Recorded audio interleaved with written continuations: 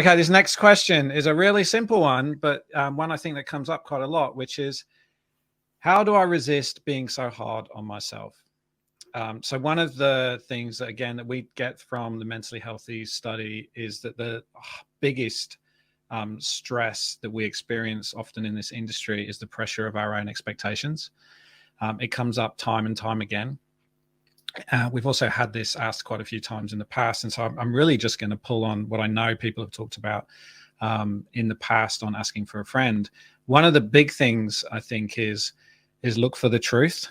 It's really easy to, when, you could have a whole conversation with someone, or you could get a whole bunch of feedback from a client, and you will be focusing on the one negative thing that they said. Despite being told how great the work was, how great, and what a great job it can do for the company, but then go, actually, we just didn't like this bit, and so we're not quite sure, it's fully reached the brief. And at that point, you go, well, that's all you focus on. And I think, quite often that can happen. I've had people actually refer to me to talk about how they're doing at work around, feeling like they are not doing a good job, that everybody thinks that they're not doing a good job.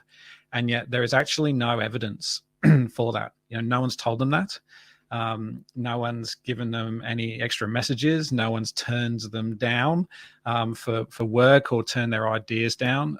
It's something that they've created for themselves. In some cases, people might say that is it's a thing that drives them on, but actually it also can be a thing that really holds you back. So I think whenever you kind of get into that mode, it's really worth looking for the truth. Be sure to kind of recognize those positives and feedback that you do get. One that I tell my daughter all the time is be in control of your own happiness. Like we can't control what other people are going to say. We can't control what they're going to do, but we can control whether we're happy with something. And I think that is, I know it's not my quote, I would have read it somewhere, but it's something that we use a lot in our house, which is, hey, don't compare yourself to others. If you're happy with something, then that's the key thing. Enjoy the present is another big part. Like, actually, you can be enjoying something and recognize that at the time. There's a really good book around, I think it's called Flow, by a guy who I would not even pretend to be able to pronounce his name. I think he's Russian, Mihaly somebody. But if you look up the work Flow, there's a lot of work done around actually just enjoying the process of doing work and finding something that, gives you meaning, gives you satisfaction, gives you a sense of achievement, allows you to be in control of how you do it and when you do it, which all ends up getting you into this state where kind of just time passes by and you're really enjoying what you're doing. I think the more you can find those types of instances and experiences in your work, the better off you're going to be, the better feeling you're going to have about things. And you're then in control of like getting happy feelings out rather than feeling afterwards that, something's not as good as it should be. And then the final one, and I use this probably way too often, which is if your satisfaction is sort of driven by how many likes you get on social media, I can't tell you how many things I've liked while just sitting on the toilet. That is not something you should strive for. So it's a tough one for social media because we get so much instant gratification from it. But again, we don't necessarily latch on to the gratification. We latch on to the stuff that didn't do as well as we hoped it would, or didn't get as much engagement as we hoped it would. Well, interestingly, that does come back to the ugh days with the saber-toothed tigers, because again, if we were running away from a tiger and we tripped over the pebbles that were on the ground and we almost got eaten, but we managed to get away, our brain needs to remember when we're running away from a tiger, never, ever, ever, ever go on pebbles.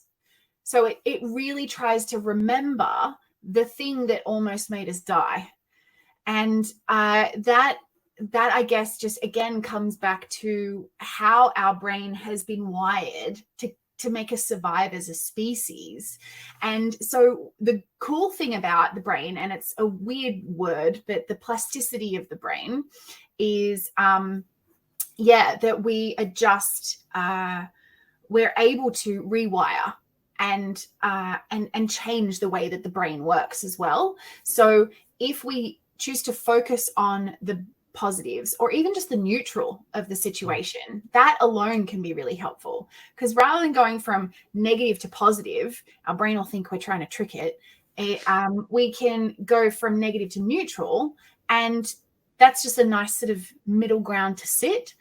But I think in terms of being hard on yourself, it's important to really start to build intrinsic motivation. And intrinsic motivation is motivation from the inside. So you enjoy the process, like what Auntie was saying. You enjoy the process rather than waiting for extrinsic motivation, which is, the scratch and sniff sticker that you get at the end of the day. So yeah, really working on building that intrinsic motivation. So the why behind you doing your work. Excellent.